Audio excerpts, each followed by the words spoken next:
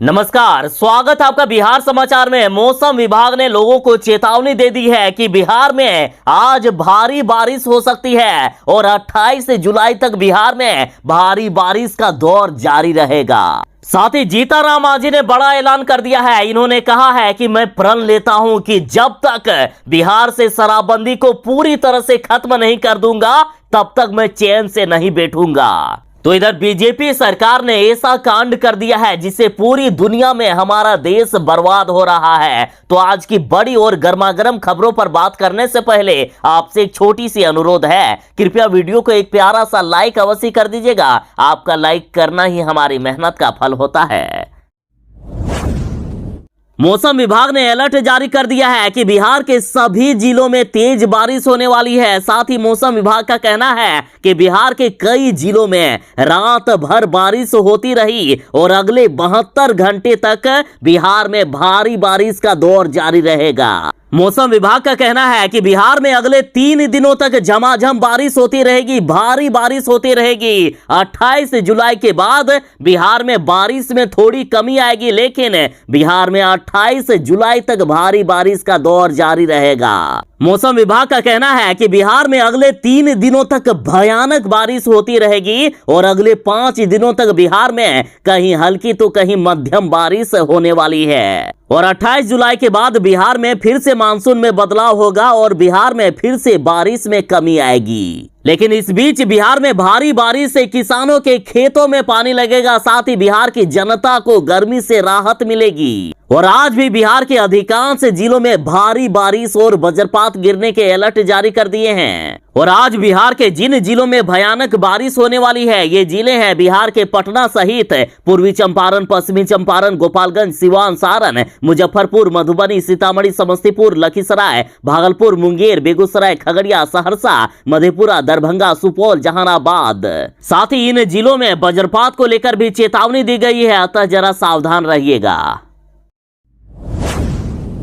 बिहार में जो लोग गलत तरीके से राशन कार्ड बनाए हुए हैं उन सभी का राशन कार्ड रद्द किया जाएगा। सरकार ने बड़ी घोषणा कर दी है। साथ ही 5 सालों में बिहार में 7,10,000 फर्जी राशन कार्ड रद्द हुए हैं। राज्यसभा में केंद्रीय मंत्री ने ये जानकारी दी है। साथ ही सुशील मोदी जी ने ऐलान किया है कि बिहार के जितने भी फर्जी राशन कार्ड हैं सभी बंद होने वाले हैं। और साथ ही सरकार ने आदेश जारी किया है कि बिहार में अब अभियान चलाकर राशन कार्ड रद्द किए जाएंगे। एक भी अब फर्जी राशन कार्ड नहीं रहेगा बिहार में। तो आखिर किनका किनका राशन कार्ड रद्द होगा? तो देखिए, बिहार में पक्का मकान और गाड़ी रखने वाले के राशन कार्ड रद्द हो रहे हैं। साथ ही परिवार में यदि कोई भी सरकारी नौकरी पर काम करता हो तो उनका राशन कार्ड रद्द होगा, चाहे वे मामूली सैलरी पर संविदा कर्मी भी क्यों ना हो। साथ ही जिनका पक्का मकान है या फिर घर में 4 पहिया वाहन रखे हुए हैं, सिंचाई के एक उपकरण के साथ यदि किसी परिवार में 2.5 एकड़ सिंचित भूमि है, उन सभी परिवारों का राशन कार्ड रद्द होगा। या फिर यदि 5 एकड़ सिंचित भूमि है या व्यावसायिक कर अदा करने वाले परिवार हैं, यानी जो लोग इनकम टैक्स देते हैं या फिर अन्य साधन संपन्न परिवार, इन सभी का राशन कार्ड बिहार में रद्द किया जाएगा। इसके निर्देश दे दिए गए। बिहार में इस साल समय पर बारिश नहीं हुई जिससे किसानों के खेत सूख गए, किसानों को भारी नुकसान हुआ। लेकिन अब मुख्यमंत्री नीतीश कुमार जी ने बड़ा ऐलान कर दिया है कि 7 निश्चय पार्ट 2 के तहत बिहार के हर खेत तक पानी पहुंचाने का काम सरकार करेगी। चाहे बारिश समय पर हो या ना हो, किसानों के खेत में हर हाल में पानी मिलेगी और 2025 तक हर खेत को पानी पहुंचाने का काम पूरा कर लिया जाएगा। अब बिहार सरकार राज्य के अंदर नदियों को जोड़ने की दिशा में तेजी से काम करेगा, जिससे बिहार के नहरों में भी पानी होगा। साथ ही बिहार में नई नहरों का भी निर्माण किया जाएगा। हर हाल में किसानों के खेत में, किसानों के हर खेत को पानी मिलेगा। साथ ही मुख्यमंत्री जी ने बांका, जमुई, भागलपुर, औरंगाबाद, कैमूर जैसे जिलों में चेक डैम बनवाने के निर्देश दिए हैं। तो वहीं बिहार के किसान जो अपने खेतों में निजी नलकूप लगवाना चाहते हैं तो उस पर भी सरकार काम कर रही है। मुख्यमंत्री नीतीश कुमार जी ने कहा है कि निजी नलकूप योजना को बढ़ाने की दिशा में संबंधित विभाग गहन विमर्श कर प्रस्ताव तैयार करे और जो किसान अपने खेतों में निजी नलकूप लगवाना चाहते हैं उनकी सरकार मदद करे। यदि आप भी अपने खेतों में नलकूप लगवाना चाहते हैं तो सरकार इसमें मदद करेगी। सरकार का लक्ष्य है कि हर किसान के खेत में पानी पहुंचे। जो नलकूप के लिए अप्लाई करेंगे उनको नलकूप मिले। मुख्यमंत्री नीतीश कुमार जी ने इस बार प्रण ले लिया है कि हर हाल में किसानों के खेत तक पानी पहुंचाना है। जीतनराम मांझी ने कसम खा ली है कि मैं बिहार से शराबबंदी कानून को पूरी तरह से खत्म करके रहूंगा। जीतनराम मांझी ने कहा है कि हमारी मांग पर 3 बार बिहार में शराबबंदी कानून में संशोधन किया गया है, आगे भी बदलेगा, आगे पूरी कानून को ही खत्म करना पड़ेगा। जीतनराम मांझी का कहना है कि मेरे ही विरोध में बिहार में शराबबंदी कानून में संशोधन हुआ है, मैं इस कानून का पुरजोर विरोध करता हूं। बिहार से शराबबंदी कानून को पूरी तरह से खत्म करना होगा।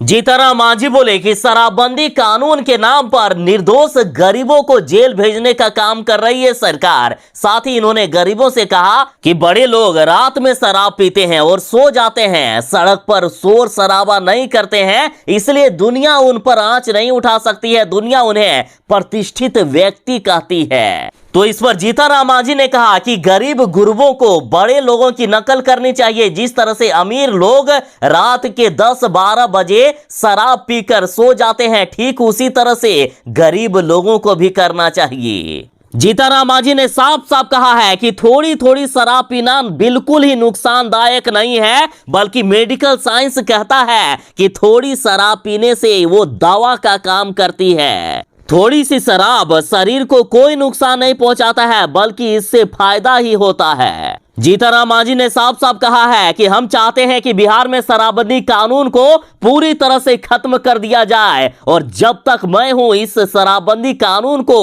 खत्म करा के रहूंगा। तो बिहार में बड़ा बवाल हो गया है। खुद एनडीए के घटक दल ने बिहार में शराबबंदी कानून को जड़ से खत्म करने की बात कह दी है।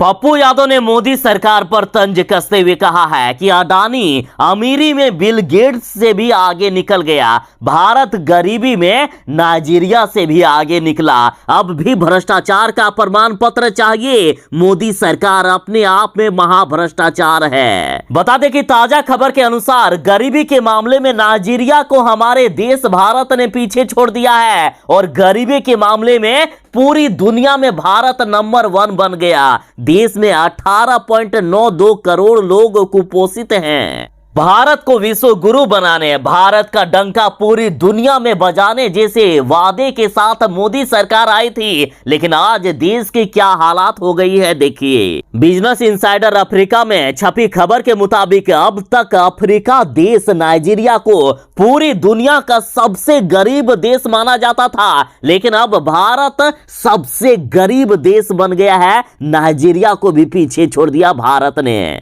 नए आंकड़ों के अनुसार भारत में अब 2022 में संयुक्त राष्ट्र की अनुमानित गरीबी रेखा के नीचे रहने वाले 8 करोड़ 30 लाख लोग हैं। तो वहीं state of food security and nutrition in the world की ताजा रिपोर्ट के अनुसार भारत में 18 करोड़ 92 लाख लोग कुपोषित थे। तो वहीं YKA में प्रकाशित खबर के अनुसार भारत में हर साल 25 लाख लोग भूखमरी के कारण अपनी जान गंवा देते हैं। तो वहीं अब खाद्य पदार्थों पर भी GST लगाकर मोदी सरकार ने देश में और भी महंगाई बढ़ा दिए हैं, जिससे गरीबों का जीना और भी मुश्किल हो सकता है। ये बिहार है, यहाँ अचानक बाढ़ भी आती है, पानी में कार भी डूबते हैं, दुकानें भी डूबती है। बिहार के रोहतास की एक तस्वीर सोशल मीडिया पर वायरल हो रही है। वीडियो चेनारी के कैमूर पहाड़ी पर गुप्ता धाम की है, जहां आने वाले पर्वतीय रास्तों के बीच पहाड़ी नदी में अचानक उफान आने से अजीबो हालात हो गए।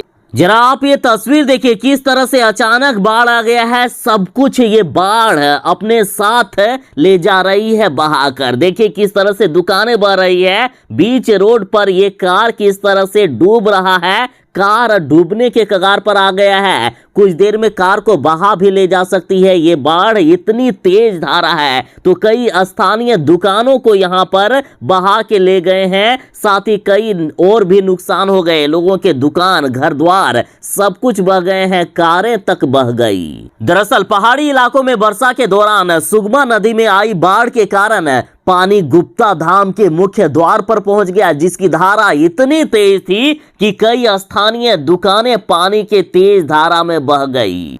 बीच में नदी की धारा बह रही थी और सड़कों के दोनों तरफ खड़े लोग 1 से 1.5 घंटे तक फंसे रहे और पानी का स्तर कम होने का इंतजार करते रहे। ये जो आप तस्वीर देख रहे हैं ये कहीं और की नहीं बल्कि सड़क की तस्वीर है। सड़क में इतना भयानक पानी आ गया है। बिहार वालों के लिए बड़ी खबर है। यदि आप अपने निजी क्षेत्र में सोलर पावर प्लांट लगाना चाहते हैं तो सरकार अब इसमें अनुदान देने वाली है। यदि आप सोलर पावर प्लांट लगाना चाहते हैं तो सरकार 65% तक अनुदान देगी। आपको मात्र 35% ही लगाने पड़ेंगे और इसकी पूरी गारंटी भी दिया जाएगा। 5 वर्षों तक एजेंसी करेगी रखरखाव और अधिकारियों के मुताबिक मात्र 500 रुपए देकर कोई भी व्यक्ति ऑनलाइन आवेदन इसके लिए कर सकता है। इसके बाद बिजली कंपनी आवेदनों को शॉर्ट लिस्ट कर सोलर प्लांट लगाने के लिए कार्यवाही शुरू करेगी और सरकार ने 22 जुलाई से ही आवेदन लेना शुरू कर दिया है। आप चाहे तो साउथ बिहार और north Bihar power distribution company की वेबसाइट पर जाकर वहां से आवेदन कर सकते हैं। बिहार का कोई भी व्यक्ति अपने निजी परिसर में 1 से 10 किलोवाट जबकि हाउसिंग सोसाइटी में 500 किलोवाट क्षमता तक सोलर प्लांट लगा सकते हैं। 3 किलोवाट तक सोलर पावर प्लांट लगवाने के लिए 65% सरकार की तरफ से अनुदान मिलेगा और इससे यदि बड़ा लगवाना चाहते हैं तो 45% अनुदान सरकार देगी। जैसे कि 1 किलोवाट के लिए यदि आप लगवाना चाहते हैं तो लगभग 46,000 रुपया खर्च होती है और उसमें से 65% यानी लगभग 30,000 रुपया तक सरकार दे देगी। आपको मात्र 15-16 हजार रुपए ही लगाने पड़ेंगे। और 2 किलोवाट की बात करें तो इसमें लगभग 87,000 रुपया का खर्चा आता है, जिसमें से 56,000 के लगभग सरकार दे देगी। आपको मात्र लगभग 30,000 रुपए ही लगाने पड़ेंगे।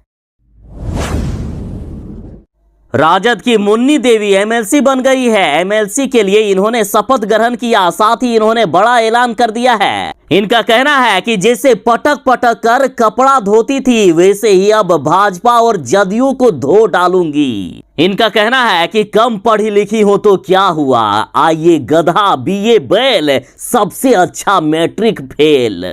इनका कहना है कि हम 10वीं तक पढ़े हैं लेकिन बोर्ड की परीक्षा नहीं दिए हैं, लेकिन बीजेपी और जदयू को पटक पटक कर धोने के लिए मैं काफी हूं। मुन्नी देवी जी ने कहा कि मेरा पूरा परिवार सदियों से कपड़ा धोने का काम करती है। मैं भी कपड़ा धोकर 175 से 200 रुपया प्रतिदिन कमा लेती थी। और साथ ही जब इनसे सवाल किया गया कि आप एमएलसी बनकर क्या करेगी तो इन्होंने जवाब दिया कि एमएलसी बनकर गरीब शोषित पीड़ितों के लिए काम करूंगी। इन्होंने कहा कि भले ही मैं कम पढ़ी लिखी हूं लेकिन मैं जमीन से जुड़ी हूं। गरीब का रोजगार कैसे चल रहा है, कैसे चूल्हा चौकी जल रहा है, ये दर्द नरेंद्र मोदी या नीतीश कुमार नहीं समझ सकते हैं। ये दर्द लालू प्रसाद यादव समझते हैं, हम समझते हैं। मोदी और नीतीश जी खाली वादा करते हैं। पूरे देश में हिंदू मुस्लिम हो रहा है, जात पात हो रहा है। हिंदू मुस्लिम सबको मिलकर रहना चाहिए। आंदोलन करने वालों की कमर सरकार ने तोड़ रखी है। इन्होंने कहा कि अब आमने सामने की लड़ाई होगी, खाएंगे लाठी, लाठी से मैं डरने वाली नहीं हूं। जैसे पटक पटक कर कपड़ा धोती थी वैसे ही पटक पटक कर भाजपा और जदयू का कचरा साफ कर दूंगी। अब मैं आ गई हूं, अब समय आने पर एक झटके में सरकार गिराने का काम करूंगी। बिहार में 2 दिनों से हो रही तेज बारिश से कई जिलों में कई इलाकों में जलजमाव देखा गया। जरा पश्चिमी चंपारण की ये तस्वीरें देखिए। चाहे सरकारी कार्यालय हो या फिर बच्चों के स्कूल या फिर बाजार गलियां, सब कुछ डूबता हुआ नजर आया है। जरा देखिए किस तरह से तालाब में तब्दील होता हुआ दिख रहा है। ये इलाका पूरा गंदे पानी से भरा हुआ है और इस पर आरजेडी का कहना है कि पश्चिमी चंपारण के सांसद और भाजपा के बिहार के प्रदेश अध्यक्ष संजय जायसवाल जी को रक्सौल में एक बारिश में हुई शहर की दुर्गति और डबल इंजन में क्षेत्र की सालों से लगातार अनदेखी की कोई जानकारी ही नहीं है। लगातार बिहार बर्बाद हो रहा है, बिहार के जिलों में जलजमाव हो रहा है और ये सरकार सिर्फ बयानबाजियां कर रही है, सिर्फ झूठे दावे कर रही है और जनता को धोखा देने का काम कर रही है। इस बार मानसून से पहले ही बिहार में सभी तैयारियों को पूरे कर लेने का वादा किया गया था, लेकिन 20 दिन तक बिहार में बारिश नहीं हुई। इतने समय मिलने के बाद भी ये सरकार अभी भी सोई हुई है कान में तेल डालकर। पहले तेजस्वी यादव ने महामहिम द्रौपदी यादव को एक मूर्ति कह दिया था और अब तेजस्वी यादव ने उन्हें राष्ट्रपति बनने पर बधाई दी है। ट्वीट करके तेजस्वी यादव ने बधाई दी और अपने ही ट्वीट पर तेजस्वी यादव ट्रोल हो गए। ट्विटर यूजर ने पूछा कि इतनी जल्दी मूर्ति पूजा शुरू भी कर दी। दरअसल तेजस्वी यादव ने ट्वीट करते हुए कहा कि आदरणीय श्री द्रौपदी मुर्मू जी को भारत के 15वें राष्ट्रपति के रूप में निर्वाचित होने पर हार्दिक बधाई एवं शुभकामनाएं। तो इस पर रिट्वीट करते हुए विवेक सिंह लिखते हैं कि आप एक मूर्ति को बधाई दे रहे हैं, भूल गए हैं क्या अपने शब्द ही? शर्म करो शर्म। अपनी डिग्रियां और आदरणीय मुर्मू जी की डिग्रियां कभी मिलाना समझ जाओगे कि क्या हो।